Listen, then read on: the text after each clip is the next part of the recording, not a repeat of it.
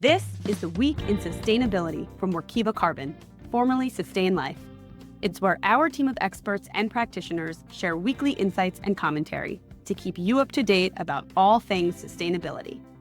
Hello, and welcome back to the Week in Sustainability.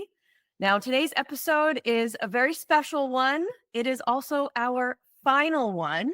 Now that our team of Sustain Life has officially joined Workiva several months earlier this year, we're going to be sunsetting the Week in Sustainability podcast. So we are excited today to speak to you through this forum for the last time.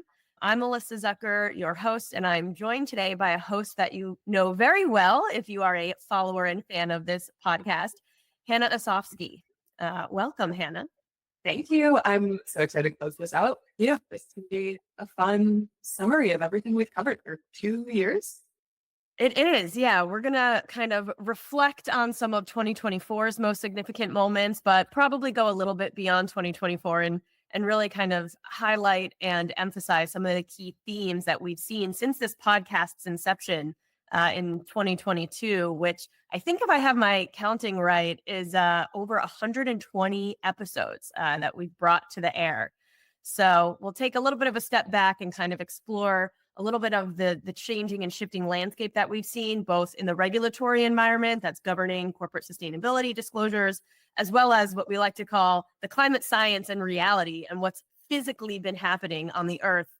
And are frankly a lot of the motivating factors of a lot of these regulations that you see in place today. And so I think while we so often kind of focus on corporate reporting and regulatory drivers here, that is so much of the challenge that is compelling businesses to take action and do it in such a rigorous and transparent way. Let's not forget the disconnect of what's actually motivating all of these laws, which is our natural landscape is changing. The very systems and fundamentals of our Earth's systems are changing. And so these regulatory actions are really responses to how do we provide a sustainable and secure economy and really global society amidst all of these changes that we see taking place because of climate change. So before we dive into the episode, I do want to take just a moment to thank our incredible listeners for joining us across this journey every week. Your support has really meant so much to us. And while we're sad to see you go, or really to see ourselves go through this podcast, worry not, because this is not goodbye. You can still catch us every week on 2 other Workiva podcasts. So you have ESG Talk, which is your go-to resource for environmental, social, and governance insights that features really candid conversations with incredible ESG leaders, transforming the very complex ESG topics that we often talk about into simple and practical opportunities for everyday use in society and by businesses. And then our other podcast, Off the Books, where we discuss more the uncharted waters of accounting and finance. So we'll link those at the bottom of today's published podcast. But thank you again to all of our listeners and viewers for joining us over the years. It's been a lot of fun for us. Hannah and I speak about it offline all the time. It's so fun to record these and talk to you through this forum and interact with you this way and kind of share our perspectives and point of views and news highlights. And we hope you've enjoyed it as much as we have. All right, so let's dive in. What we're going to talk a little bit about today are regulations and corporate climate disclosures. We'll get into academia and climate reports, and then a little bit of a reflection as well on climate reality, specifically physical weather events that we've been experiencing. So no conversation on the mandatory disclosure and regulation landscape can take place without, I think, our favorite 4 letters at this point, CSRD, the Corporate Sustainability Reporting Directive. This has shifted the landscape of corporate sustainability reporting across the globe. And as we head into the new year, we have 11,000 companies right now, those that were previously covered by NFRD and are in the first wave of CSRD reporting, painstakingly preparing their first year of disclosures. And so what makes CSRD so monumental, right? That's all about the impact on double materiality. And that's something that has existed in sustainability for quite some time, but was really formalized by the CSRD in terms of how to have a CSRD aligned double materiality process that is going to have to go through the assurance process. And so I think what is just so amazing when we look back at CSRD, and again, we're so often kind of bogged down in how do you do things and how do you do them right and how is this going to pass assurance and audit and these incredible rigorous um, kind of process checks, is just taking a step back to think about like, wow, this is the first time that companies are truly being held accountable to the full breadth of sustainability. And the only way, so to speak, that you can not disclose across the various topical ESRS standards, whether they're environmental with biodiversity or water or energy or emissions, etc., or any of those social topics, is to actually show through a double materiality assessment it is neither financially material to your company nor is it material to a broad base of stakeholders invested in your company, whether that be financially invested, values-driven invested, an employee, customer, an impacted community member, etc. And so I just think, we spend a lot of our time here at Workiva thinking about CSRD, developing solutions to help our customers achieve those reporting goals. And as we look back over the year, I think it's just been incredible to see the response of corporate actors and how seriously they are taking this and the incredible amount of integration and coordination that's happening across companies today, truly bringing together those teams of sustainability, finance, accounting, risk, legal audit, etc., and really transforming what sustainable operations means for corporate actors today. This is no longer like the siloed energy efficiency segment, or supply chain or procurement materials based segment of a company. This is broad based, truly integrated and interwoven business strategy. So we'll be bringing some fresh episodes in 2025 once those Wave 1 reporters have shared their reports. I'm so interested and curious to see what these reports look like. I think the concept overall of bringing businesses into this phase where they are acknowledging their participation in the world beyond financial transaction and having to capture so much truth about what they do in the world, what is and is not relevant to them, is such a monumental task. We know that CSRD is just a massive piece of legislation, but I don't want to say burden, but the responsibilities on these companies to figure out things that they've never questioned before or departments that have never spoken before. It'll be so interesting to see what that looks like in a report. Yeah, I think so. And I think, these Wave 1 companies certainly are going to be leading by example, right? These are kind of like your largest multinational companies that have had these ingrained reporting and almost operational norms across the way they do business. But seeing, the way in which they disclose is really going to serve as an example for those Wave 2 companies, many of which are private companies and haven't had to do this before. This is not part of how they do business or how they organize their company or their norms. And so I think we're all going to be excited to see that when it comes true. I do also just want to mention ISSB. This is something that you've got over 20 jurisdictions that have various stages of either proposed or adopted and approved ISSB informed disclosure, really building on this framework of interoperability. And when I think about 2024, I think we actually opened the year by saying it's the year of interoperability. And that was the big tag word and the big theme. And you saw all these different guidance documents and publications come out of demonstrating interoperability between ISSB and GRI and ISSB or CSRD and GRI and also ISSB and CSRD. And this whole idea of, yes, there's different nuances, they have different goals and different formats, but there's a lot of interoperability across these standards. I think over the course of the year, there was still like a little bit of a question mark of like interoperable in theory, but if you're a company that is covered by both of these laws, you're still reading both of the laws, ingesting them, needing to report to them separately. And yes, hopefully leveraging a lot of the same data collection and efforts and organization and platforms to assist with that effort. But just how interoperable are they really? And I think time will still also be telling on that one as companies continue to actually furnish these reports and kind of walk the walk in delivering the outputs required here. I also think we have to, I'm going to focus on kind of the big ones here, the big taglines. So we spoke CSRD, European driven. We spoke ISSB, kind of the leading tool or adoption framework of your APAC and LATAM regions. We got to talk about the US and the SEC. 2024, big year. We had our final SEC finalized climate rules. Kind of came to market, requiring public companies to report financially material climate-related risks and opportunities and greenhouse gas emissions. We had the final version published, adopted into the official public registrar on March 28th. Big celebratory moment across all of all of those in our network, and kind of the environmental sustainability cohort at large. And then just 1 week later, you have a voluntary stay that came in on April 4th, with the SEC essentially voluntarily staying the rule, given mounting legal pressures and kind of political pressures. I think now, with the change in administration to a return to a Trump administration, a new SEC chair coming in, I think it's no secret that we are likely saying goodbye to the SEC rule, perhaps forever, but certainly for now.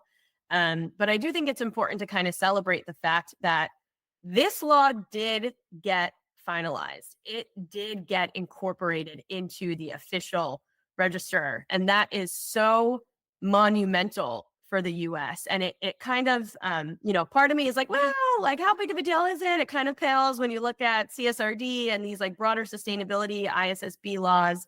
And it was watered down, right? We can't, we don't want to put it on too high of a pedestal. It did not include scope 3 emissions. It was not broad sustainability. It was really focused on financially material climate risk. But it did get out there. And so I don't know, we have to take like a little bit of a moment to acknowledge that, and recognize it for what it is, and kind of think about, what can we expect in 2025 with this new administration, and likely a changing in not the direction, but I will say like the pace of US federal and national level policies. And I think the obvious silver lining there is that when the federal government kind of pulls back, what you see is the stakeholders invested in those policies driving forward. And so what does that mean? I think individual corporates and certainly state level regulations that are driving forward this idea of corporate accountability and climate disclosure. We obviously have the California rules, SB 261 and 253. And I think, and a couple other states that have rules, in various stages of proposal. You've got Minnesota, Illinois, New York, Washington. And I think that that's what we're going to continue to see in 2025, is kind of the states leading the charge, again, on corporate accountability. And like, whenever we talk about this, I just think it's so important to remind and anchor on what these laws are requiring. You don't have to do anything. You don't have to set a target. You don't have to achieve decarbonization. What they are asking companies or requiring companies to do is disclose information. Just report it, right? Because it exists and it is meaningful to stakeholders to know about it. And so I think we talk about that a lot on the show, but just the idea of accountability. And that's what carbon accounting is. It like isn't about arriving at this perfect number for how many greenhouse gas emissions are in the atmosphere. It is about corporations being accountable for their impact, both directly and indirectly through a broader value chain on climate change. Yeah, I love that you brought up that states will, we're predicting or hoping that states will come in and create their own laws in response to the potential absence of an SEC rule. But the piece that I always forget and like to be reminded of is like, investors want progress here too. And we already know that high risk industries are very aware of how much they need to be preparing for supply chain risk and all of the physical risk of climate catastrophes that are getting more and more frequent. Rule or no rule, obviously we would prefer rule, but it's good to remember that there are still business interests pushing forward. Yeah. Yep. And I think, whenever we talk about this, you've got your kind of corporate market actor lens, you've got your investor lens, you have your legislative lens. But let's not forget about our other branch of government here, the judiciary lens. And I actually do want to spend 2 seconds talking about some of the Supreme Court rulings that came across. I'm going to bend it a little bit. It's not just 2024. Let's now broaden the scope to since this podcast came to air. So, we'll go back as far as 2022. But I think two of the cases that stand out the most, that will probably have the most long-lasting impact, were first and foremost the Supreme Court's decision to overturn the Chevron deference and the kind of impact that that has on environmental regulation. That was something that we spoke about across several episodes on this podcast, and was actually one of my, I'll say the term favorite, I'll say most interesting or compelling legal cases for what it represents. But this was the court's decision to overturn what's known as the Chevron deference, which dates back to an original case filing involving Chevron, the company. But that essentially limits the power of federal agencies to interpret ambiguous laws, particularly in the, well, I'll say not only in the context of environmental regulations, but that's kind of the context for this specific case.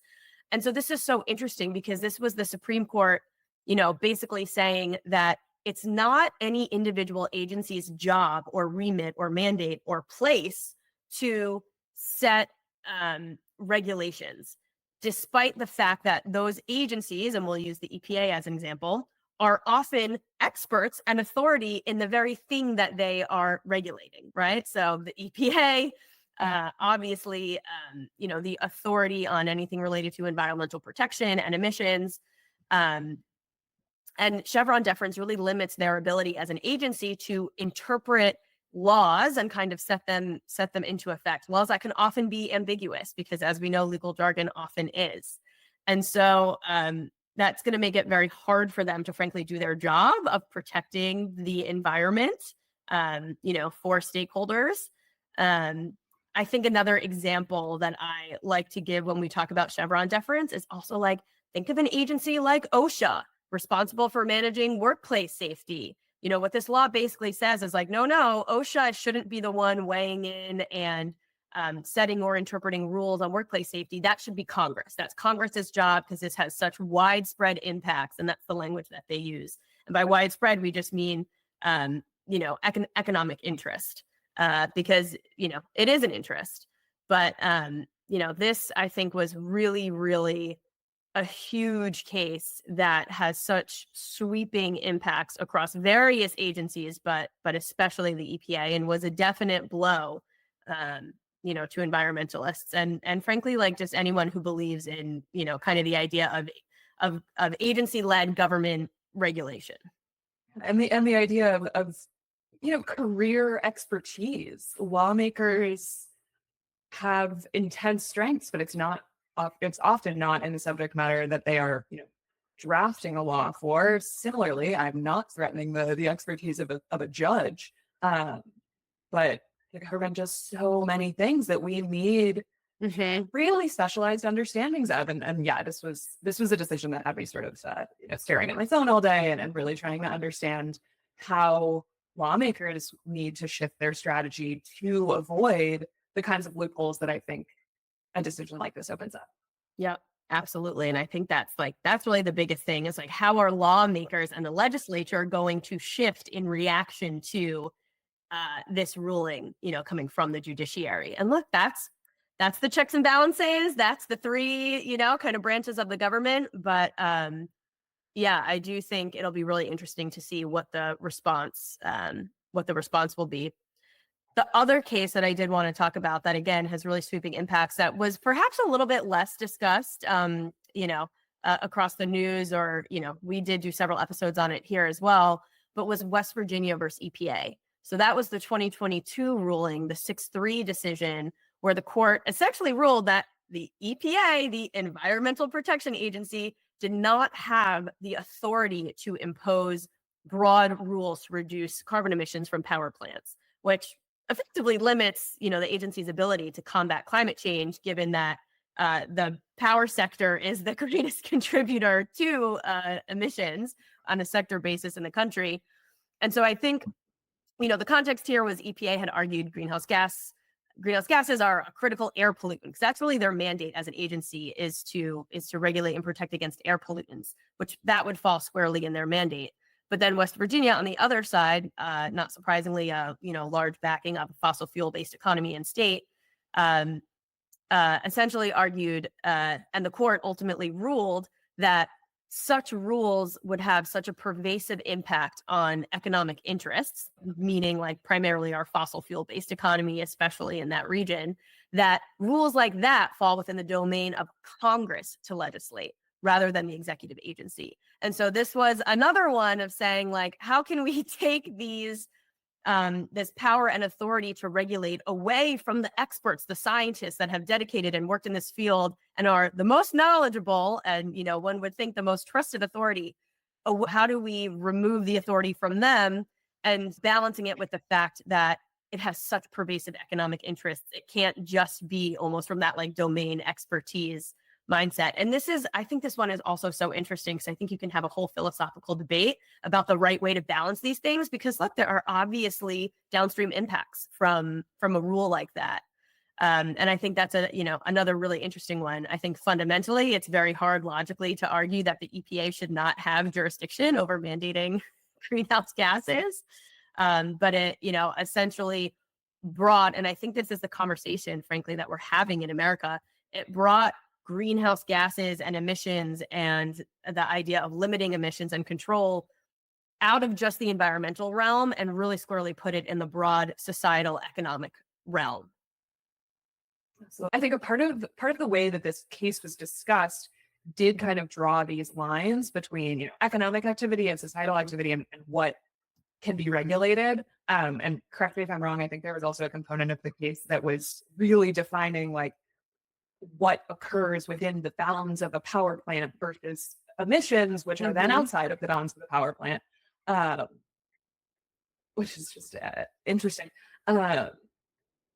We're still failing to capture so much of like the impact. Climate change is the externality of this industry that they do not capture, and how we find a legal path to holding them accountable to that seems to be, gates keep coming down. Yep, absolutely. I think the last thing that I want to talk about just on the regulatory front, and I'll use the word regulatory quite loosely here because it's really more political, but just is acknowledging the change in administration back to a Trump administration and what that likely means for climate change and broader environmental, kind of sphere. I think we've spoke about it again on this podcast with the election news, but likely a reversal of many of the climate policies and regulations of the previous administration, likely a lot of deregulation, prioritizing fossil fuels, gas drilling and exploration, which likely will slow progress.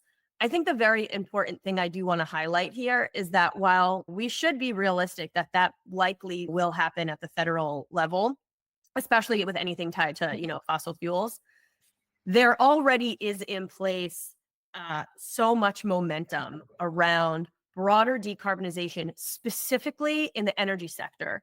And the market, regulation serves as this tool, right? It's either, kind of like a guiding force that is guiding the market to recognize or act in certain ways. It can be used as a kind of a stick to raise the bar of compliance and requirements.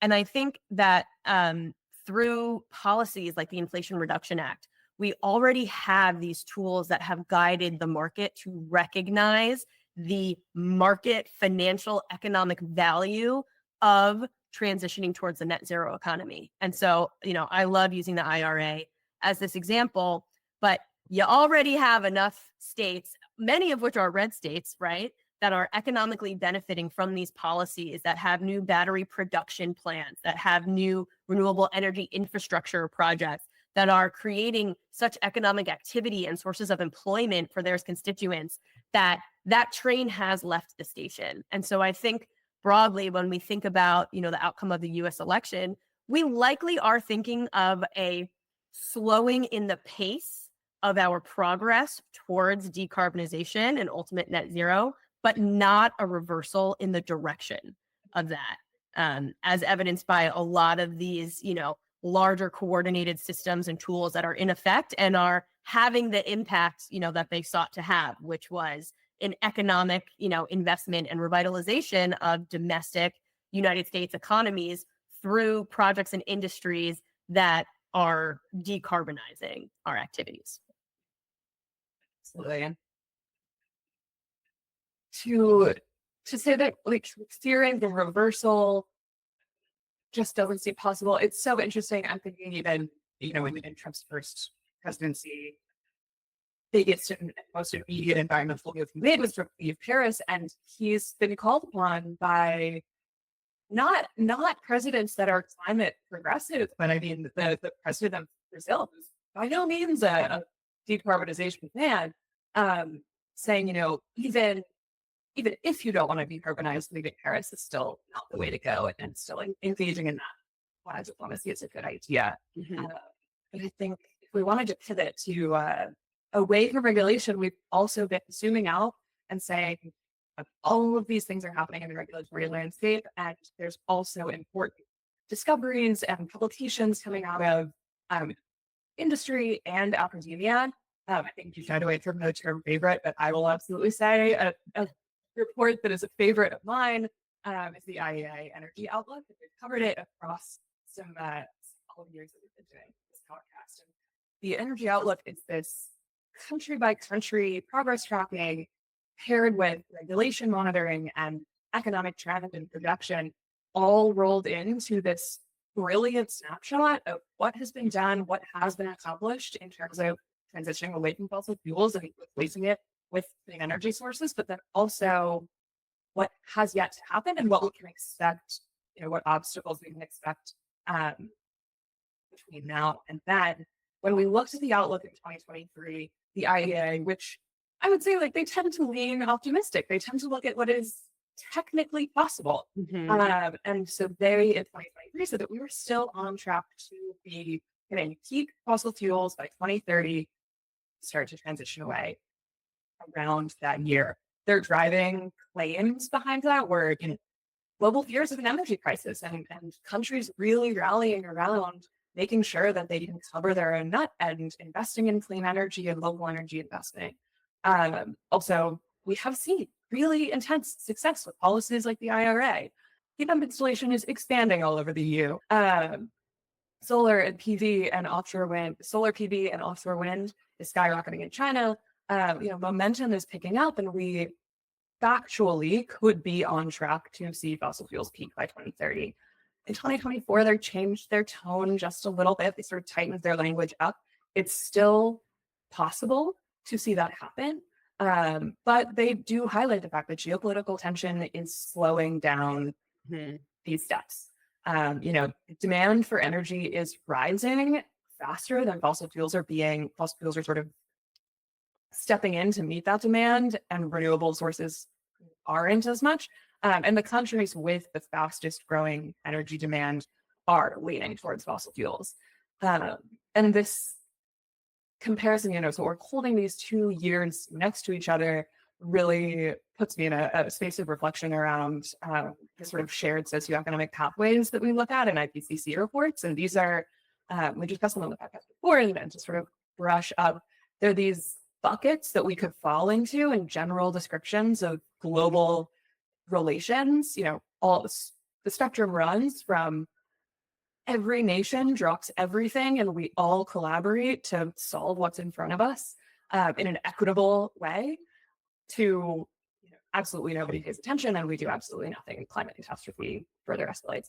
And there's one of these scenarios that's known as the Rocky Road pathway, and it captures a lot of truth around where we are right now, which means, competition and energy security, which mean very different things in very different places, are all at odds with each other, and they're taking priority over the truth of looking around and handling what's happening, which is the sort of other side of the kind of academic papers that we like to focus on with this in these episodes. So we looked out our own windows, and I'm based in Florida. We highlighted NOAA's predictions saying that the 2024 hurricane season would be intense. And then we covered when Hurricane Beryl, Hurricane Milton, and Hurricane Helene all broke records in their own right for wind speeds and temperatures and destruction. You in New York faced flooding and wildfire smoke coming over, which was rare, but probably will become less rare. And then there's just the plain and simple heat of it all. So we covered a paper released by World Weather Attribution, which is this amazing organization spun up to say, like, your weather channel is not giving you the full context it could. Like, these things are coming faster because of a larger system at play. The Biden administration responded to this to say OSHA needs to revisit the regulations that it has in place around outdoor workers, make sure that safety is maintained under intensified conditions. And they're just a grounding reminder that heat itself hospitalizes and kills more people than any other natural disaster. And responding to that is crucial. I mean, keeping people safe is like what rules should be doing. So I think, I highlighted also under the umbrella of the heat of it all, that there were refineries in Louisiana and Texas along the Gulf of Mexico that had to shut down for a period of time in 2023 because the heat wave was so intense that they themselves couldn't function. And it's an interesting sort of foreshadowing as to the fact that the systems that keep our fossil fuel economy going will also not be prepared for these consequences. It's actually like pretty ironic. I think, perhaps we should write Alanis Morissette a note and ask her to expand the verses of her song, because that actually is so ironic that you have these sectors, think, oil and gas and extractives, where their activities are so fundamentally driving and impacting climate change and these extreme worsening weather events and scenarios, that at the same time, now you have these more extreme scenarios. We'll use the example of extreme heat that actually prohibits them from pursuing their fundamental economic activity, which is going to work to dig more, drill more oil and gas. And that's, that is actually pretty funny. So maybe, I don't know, maybe she'll have to do a 2025 remake of the song with a little bit, a little less scorned lover and a little more climate change context to it. Absolutely. I think that these taking these moments to focus on things that are not necessarily papers that we would sit around and read in a boardroom, but they completely reflect the why of doing a double materiality assessment and making sure that your greenhouse gas inventory is auditable and you're reflecting the truth of your organization. It's just a concrete recognition of like, we're all living in this world and participating in it, different magnitudes. And it'll be good to sort of move forward and see how companies can harness that truth and make some change. Yep. And I'll just add to what you said there, we're all also dependent on it. Like, this is the very society and system that we are all interacting in and trying to thrive in and derive economic benefit in. And all of these systems that we've built are so very dependent on like the underlying systematic architecture and functionality of our natural planet. And so when that balance starts to get upset or off balanced, that causes a lot of disruptions in business activities, whether it's your own operations and your workforce or your broader value chain or supply chain. And that is what risk assessments are all about. And so it really does make so much more concrete and tangible all of these kind of things you do in sustainability that, yes, you have to disclose on and it's part of your corporate reporting, but that again are just so fundamental. And the whole point is to de-risk your business operation so that you can have a sustainable business, which what that really means is the ability to continue thriving and succeeding in the tomorrows as you are today and preparing for those tomorrows. I think what I'm picking up on is that climate risk is financial risk. I think you're onto something here. All right. Well, I think that's a wrap from us today. I hope everyone enjoyed this. We probably kept it a little more off the cuff, but we so enjoy speaking with you guys and speaking with each other, frankly, throughout this format. And again, we really want to sincerely thank everybody for tuning in these past couple of years. And of course, the team that was involved in helping to create this show behind the scenes. We get to be the smiling, hopefully intelligent sounding faces speaking to you, but there is a whole team, of course, that is supporting and editing and producing this podcast. And so thank you to our own team members and all that behind the scenes work. And to you all, your support and passion for sustainability is really what makes this so rewarding from us. And again, while this is our final episode of the Week in Sustainability in its current form, we are really excited to continue this kind of commentary and perspective and point of view and insights, and really bringing climate into part of Workiva's content ecosystem. So again, don't forget, join us on ESG Talk and Off the Books, where we'll dive deeper into critical issues and bring in those expert insights and actionable takeaways. And you can follow us on our social platforms. And it's really been a pleasure. We look forward to seeing you across those other forums. And that is it for the week in sustainability. We will see you in another place again next week.